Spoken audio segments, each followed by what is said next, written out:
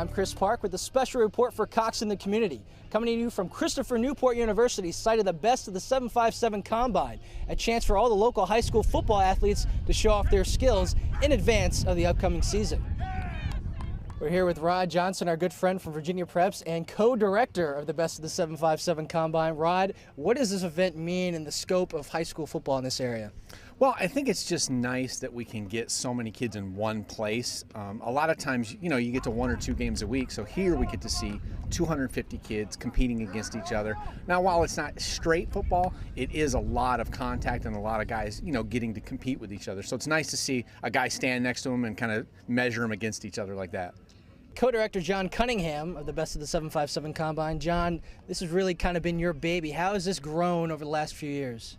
We're excited. It's grown quite a bit over the last 3 years. We started in 2008, so this is the 3rd annual Best of the 757, and Christopher Newport University has been absolutely incredible.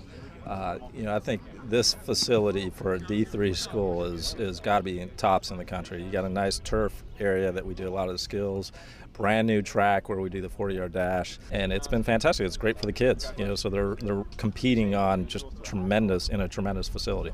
I think it's just an opportunity there for the kids to better their skills, obviously, and to see where they need to improve and see, oh man, I don't have that move down yet because it didn't work.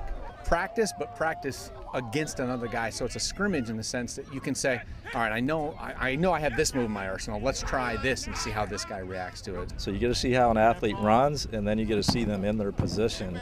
And then we also have some of the best high school football coaches in the region, both sides of the water, that are helping with the skills challenge. It's something like this is just I guess it's just a way for a kid to know where he stands right now and how far he's come and how much further maybe he has to go when he compares himself to some of the other top players in the area. So I think as a kid, it just gives you a good idea of where you stand and where you need to get to when you come to these events. We ran the 40, we did the medicine ball toss, and we've done the vertical jump. I've done pretty well on all of them. For myself, I think I've done all right. But it's pretty cool just to see how I stack up against some other guys from around here. I just wanted to get kind of a base because I'll probably attend a few more this year. See how I continue to get better and continue to get faster, stronger, all the good stuff. It's great to get a lot of criticism because, it makes you better, I just want to, pretty much dominate. I want to dominate my competition, and stand out, stand out in front of everybody else. Unfortunately, college coaches aren't allowed to come to these. The Division I and 1AA coaches can't come to these anymore with a new rule.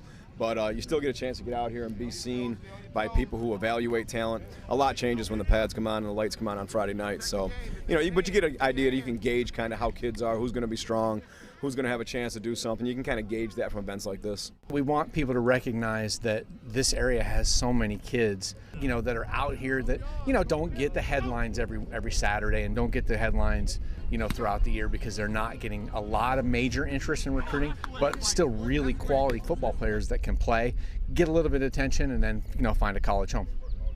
With another successful Best of the 757 Combine in the books, it's clear to see that there's plenty of high school football talent in the 757. And it should be quite a race come fall to see who comes out on top.